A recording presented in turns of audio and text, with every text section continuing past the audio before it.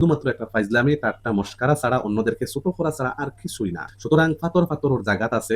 সিলেটে এক কথা আছে, সিলে ফাটা নিচে গিয়া অথবা সিলে খান নিচে গিয়া যখন শুনি আমরা তখন খানো আত না দিয়া ফাটা আছে নি না না জাগাত ইকান না দেখিয়া আমরা সিলোর খরইয়া সিলোর পিছনে দিয়ে দৌড় তুলি ফুস করে সিলোর পিছনে দিয়ে দৌড় তুলি যে আমার খান লইয়া গেলে এখানে, অথচ খানো আত দিলে আমরা দেখতাম পারলাম মনে যে খান জাগাত আছে, মানুষে এটা গুজব রটাইছে। সাদা পাত্তর খাইয়া মানুষে অজম করিলার পুরা বাংলাদেশের এমন কোন মিডিয়া বাকি নাই যে সিলেটর মানুষে খাইতে খাইতে এখন বর্তমানে সাদা ফাত্তর খাইয়া অজম করিলিরা। আর আমরা এটারে সামনে রাখিয়া, কারণ আমরা একটা জিনিস শিখছি বা বুঝছি কিছুদিন সোশ্যাল মিডিয়ার যদি আমরা লাইক কমেন্টস এবং ভিউ খামাইতাম চাই তাইলে কিন্তু যেটা ট্রেন্ডিং হইব ওটা লইয়াও লগে লগে শিয়ালে একটা শিয়ালে উড়ি দিলে যেমন সব শিয়ালে হাকু হাকু হাকু কইয়া উড়ি দেওয়া আরম্ভ করেন, আমরার কাজ এমন হয়ে গেছে।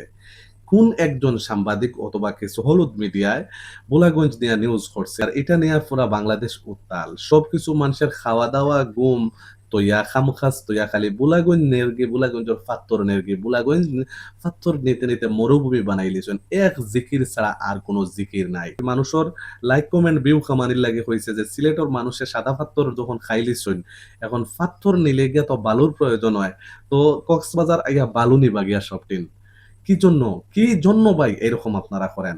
আপনারা কি আর বদলাইবেন না? বালু ফাতর গ্যাস তেল এগুলা এটা খনিজ সম্পদ, এই খনিজ সম্পদ গুলো উত্তোলন করা লাগে। এখন কথা হইল গিয়া যেহেতু বিরাট একটা পর্যটনের জায়গা হয়ে গেছে জাফলং সাদা পাথর, এখানেও দেশ বিদেশ থেকে মানুষ আইন, তাইলে এখানে কি করা উচিত এবং নীতিমালা নীতি নির্ধারণ রাখা উচিত। কিন্তু দেখা গেছে রক্ষক যখন বক্ষক হয়ে যায় তখন আর দেশ কোন দিকে থাকে? আমরা দেশও যারা রক্ষক এরাই বক্ষক। 500 টাকা দিয়া নৌকা, 500 টাকা দিলে নৌকা বিজিবি ছাড়িয়া দেয়, আবার ও বিজিবি নৌকা সেদাইয়া বাঙ্গের বাড়ি আইয়া, আবার ও বিজিবি কিতা করে মানুষের সামনে আইয়া, আবার ও আনসার বাহিনী হলে মানুষের সামনে আইয়া গরিব মানুষ হলো নৌকা বাঙ্গিরা। এখানে পাহাড়ি ডল এবং দলাই নদী হইয়া বন্যা বা ফ্লাটে স্রোতে হ্যাঁ পাথর আসে। তো পাথর আসলে পরে এই পাথরগুলা যদি এখান থেকে উত্তোলন করা না হয়, পাথর যদি আইতে আইতে অডেল ভাবে পাথর হয় তাইলে কিন্তু নদীর গতিপথ বদলাইব আরো অনেক কিছু। যাই হোক আমি এগুলা এখানে বিশ্লেষণ করার নাই। আমি আপনাদেরকে একটা কথা কইতাম স্যার যে যারা কইতেছেন যে মরুভূমি করে লাইছে পাথর খাইয়া, এদের রে কইয়ার অনেক পর্যটনে কইছেন আমি আর যাইতাম না।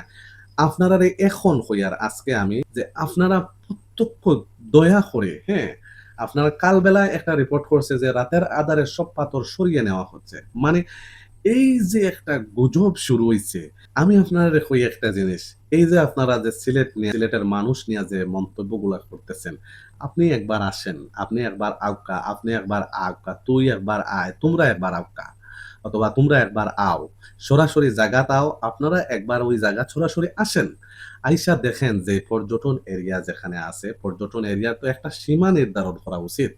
এই এরিয়ার ভিতরে যে পাথরের জায়গায় রয়েছে, হ্যাঁ কিছু পাথর হয়তো এখান থেকে ক্ষয় হয়েছে, তাহলে প্রশাসন এবং এখানের পর্যটন এরিয়ার নীতিমালা কিছু নীতিমালা থাকা দরকার। হুট করিয়া যে কোনো সিদ্ধান্ত নেওয়া, হুট করিয়া যে কোনো নিউজ করা একেবারেই মানে অযাচিত, এবং এটা শুধুমাত্র একটা ফাইজলামি ঠাট্টা মশকারা ছাড়া অন্যদেরকে ছোট করা ছাড়া আর কিছুই না। সুতরাং ফাতর ওর জায়গাত আছে, মার থেকে মাসিয়ে বেশি দরদ দেখাইও না।